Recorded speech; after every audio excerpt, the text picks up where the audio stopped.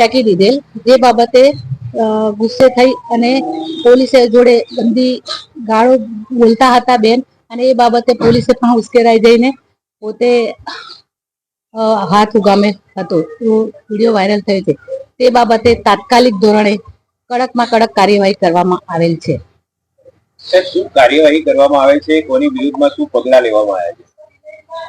જે head constable છે તેઓને હાલ તાત્કાલિક ધોરણે ફરજ મોકૂફ હેઠળ મૂકવામાં આવેલ છે. સાહેબ, એમનું નામ શું હતું? કેટલા વર્ષથી એન ડિવિઝનમાં ફરજ બજાવતા હતા? એમનું નામ જયંતિભાઈ છે. આખો બનાવ શું બન્યો હતો? મહિલાને જે રોકવામાં આવી હતી, ખરેખર મહિલાનો વાંક હતો? ત્યાં પોલીસ અમને રોક્યા હતા કે પછી પોલીસ કર્મચારીએ તેમની સાથે ગેરવર્તણૂક કરી હતી? મામલો શું બન્યો હતો? શરૂઆતમાં જ્યારે ટ્રાફિક સિગ્નલ તોડીને જતા ગયેલા બહેન, તે બાબતે પોલીસે તેઓને રોકતા મહિલાએ તેઓ સામે ઉશ્કેરાઈ ગયેલ હતા. આખી બોલાચાલી કયા કારણોસર થઈ હતી? બોલાચાલી આઈ કાર્ડ નીચે ફેંકી દઉં એ બાબતે પછી વધારે બોલાચાલી એ બાબતે થઈ. તેનું કહેવું છે કે આઈ કાર્ડ જ્યારે તેમને પરત આપતી વખતે હાથમાંથી નીચે પડી ગયું હતું, ફેંક્યું ન હતું. તે અંગે અન્ય કોઈ વિડીયોમાં અથવા તો જે બોડી ઓન કેમેરામાં વિડીયો તપાસ્યા બાદ કઈ હકીકત સામે આવી છે કે હકીકત શું છે? આ બાબતે એમનું કહેવું એવું છે કે એ લોકોએ કાર્ડ ફેંકી દેવામાં આવે છે. આગળની વધુ તપાસ ચાલુ છે.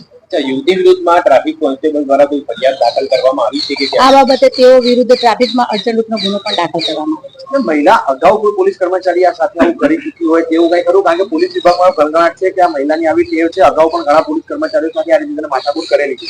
એવું અમારા જાણમાં આવેલ છે, પરંતુ એની પણ તપાસ ચાલુ છે અત્યારે. એની પણ અમે શોધખોળ કરી રહ્યા છીએ. આ યુવતીની ફરિયાદ નોંધવામાં આવશે કે કેમ? કારણ કે ગઈકાલે 3 કલાક સુધી પાલડી પોલીસ સ્ટેશનમાં બેસ્યા બાદ તેની ફરિયાદની અરજી લેવામાં આવી હતી. ફરિયાદ નોંધવાની સ્પષ્ટ ના હતી, તો તે અંગે કોઈ કાર્યવાહી થઈ છે કે કેમ?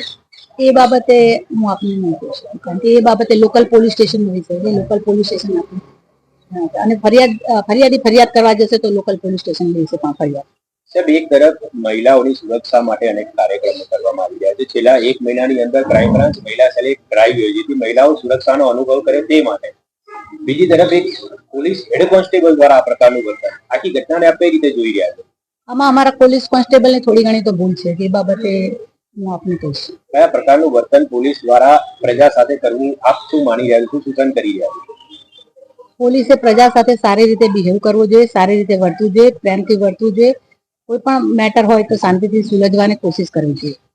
આ બાબતે જ્યારે બોડી ઓન કેમેરા ચાલુ હતા કે બંધ? એ બાબત તપાસનો વિષય છે. કેમ શું ઘટના બની તપાસ કરી બોડી ઓન કેમેરામાં? ચાલે છે ઘટના, તપાસ ચાલે છે. સર, એક જાણકારી હિન્દી હિન્દીમાં